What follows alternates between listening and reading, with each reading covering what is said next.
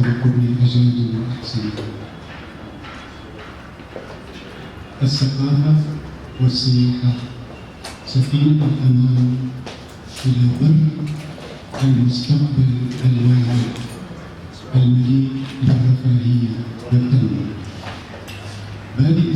بدء أشكر منظمة السياحة العالمية، وأشكر الصديق الوفي المستشار يحيى خشبة الذي سوف نرتفع معه بالسياحة المصرية نحو العالمية.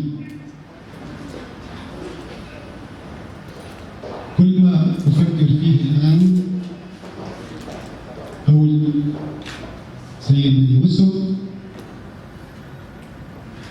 قال بما معناه خليني على خزائن أو اجعلني على خزائن الأرض.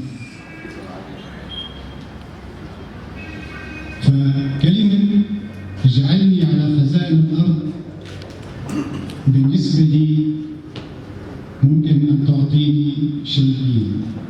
الشيء الأول أن الأرض هي مصر، ولكن المتبحر يقول أن الأرض هي العالم. إذا مركز خزائن الأرض موجودة في مصر. وقد بينت الدراسات أن الموارد الأولية الموجودة في مصر تكفي لمدة 500 سنة. إذا لا خوف على مصر ولا خوف على أهل مصر، ودائما مصر تبدع وولادة للعظماء والرجال ذو القامة الشامخة. أقول أن مصر تنتصر، نعم تنتصر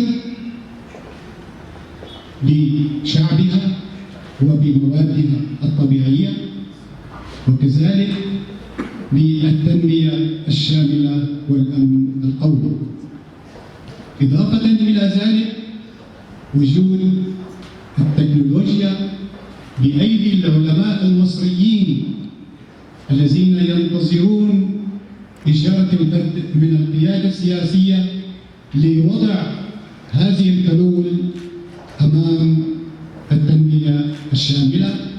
وأقول بالتحديد العالم الجليل الدكتور محمد النشأ.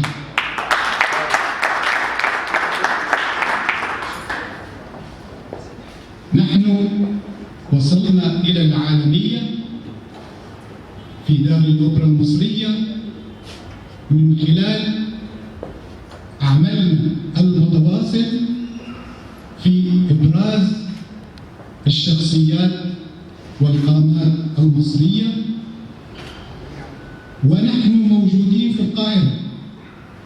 لن نذهب إلى أوروبا أو أمريكا لنأخذ شهادات نوبل، ولكن نحن نصل إلى العالمية ونحن في القاهرة. هذا هو الإبداع المصري العظيم.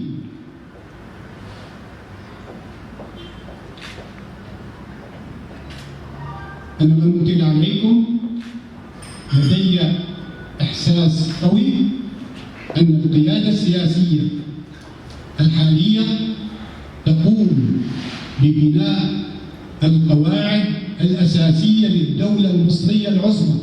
وأقول مصر دولة عظمى شاء من شاء وأبى من أبى.